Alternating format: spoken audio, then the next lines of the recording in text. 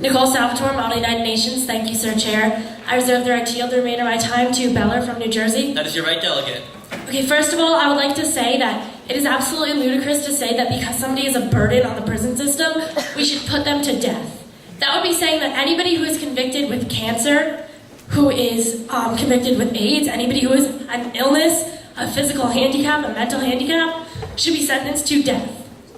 Also, anybody who is sentenced to life in prison would know that by the time they reach the age of 70, they will be put to death. Why waste 50, 60 years before putting them to death if you're going to do it anyway? If you are for the death penalty, be for the death penalty to begin with. Don't make somebody sit in prison for 50 years knowing they are going to die. If you aren't for the death penalty, then you know that that is completely unjust to kill somebody who was not sentenced to death by a jury of their peers. Thank you. I yield the remainder of my time to Beller from New Jersey. You've yielded 1 minute. Ari Beller, New Jersey delegation. I would just like to actually reiterate that point and point out something. Prisoners do have rights, despite what many people think. Prisoners are guaranteed rights, and yes, indeed, juries do strip prisoners of certain rights. But if juries do not strip the prisoner of their right to life, then it is nobody's right to ignore the decision of that jury and kill the prisoner anyway. With that, I yield my time to the chair. In Tennessee, I reserve my right to yield my time to Schofield, Tennessee. That is your right, Delegate. Ladies and gentlemen, the death penalty is one of those touchy subjects, but quite frankly, the fact is, the stats show, and the country's deficit reflects that something must be done to cut the unneeded expenditures in this country. My fellow delegates, with the average life expectancy at 78.3 years, 8 years over the proposed deadline, and 2 million incarcerated persons and counting, within the expected $3 billion spent on these persons a year, it is nothing but logical to go with this proposal and submit criminals over the age of 70 to the death penalty with life, whatever.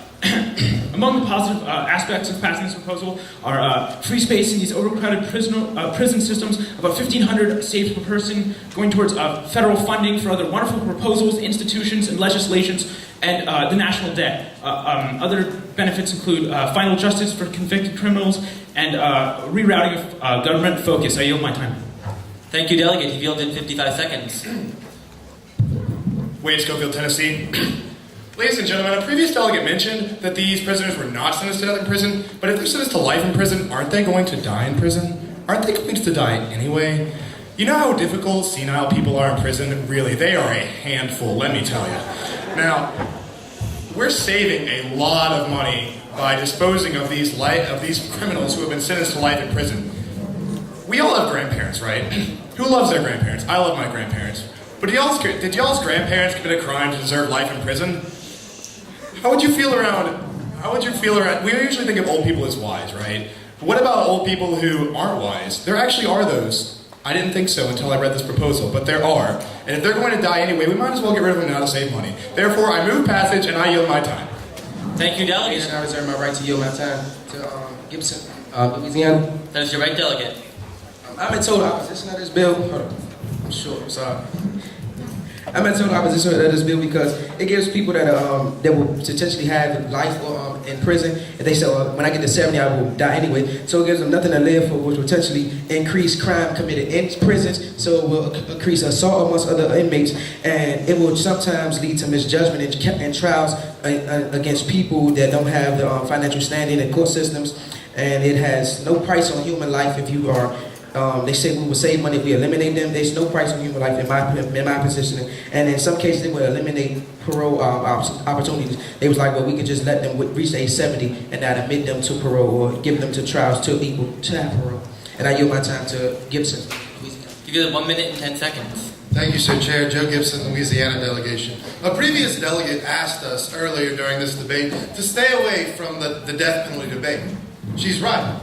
We've already drawn our lines in the sand. We know where we stand on that debate. We've debated it year after year. But this isn't your average death penalty debate.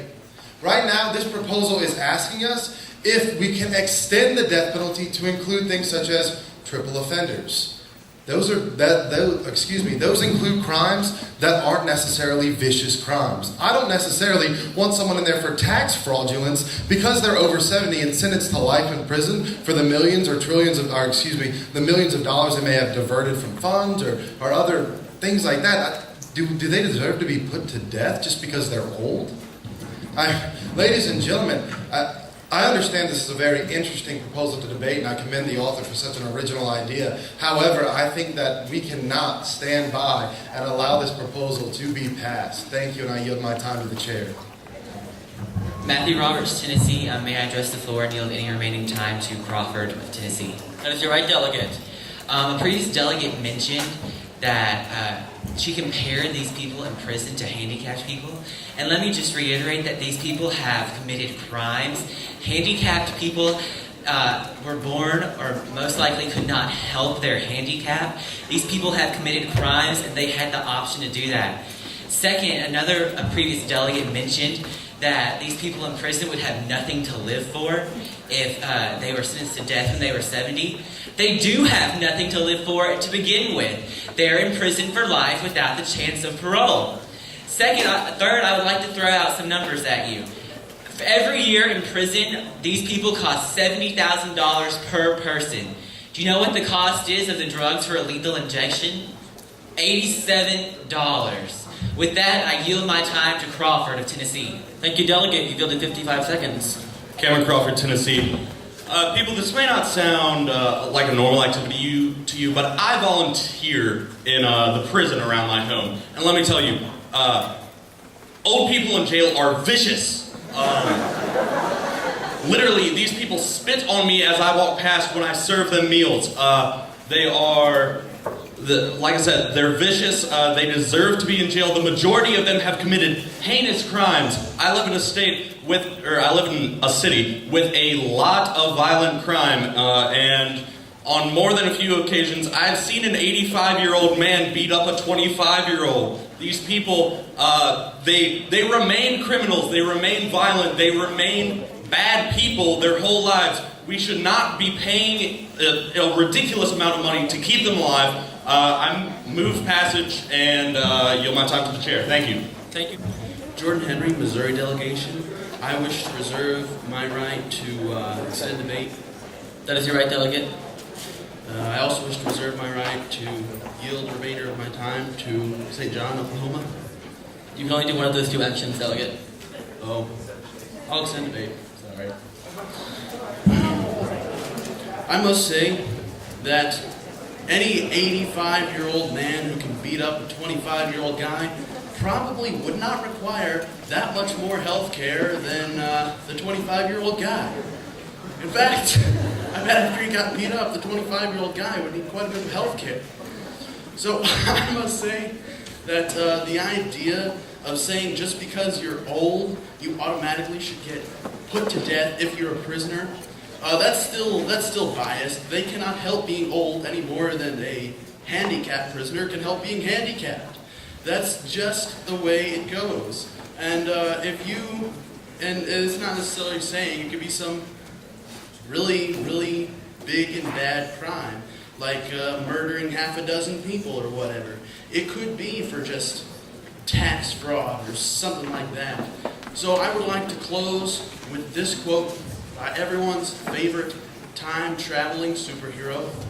It was Shining Knight who said, "Thus is the moral decay of 1,000 years." Thank you. I yield my time to the chair.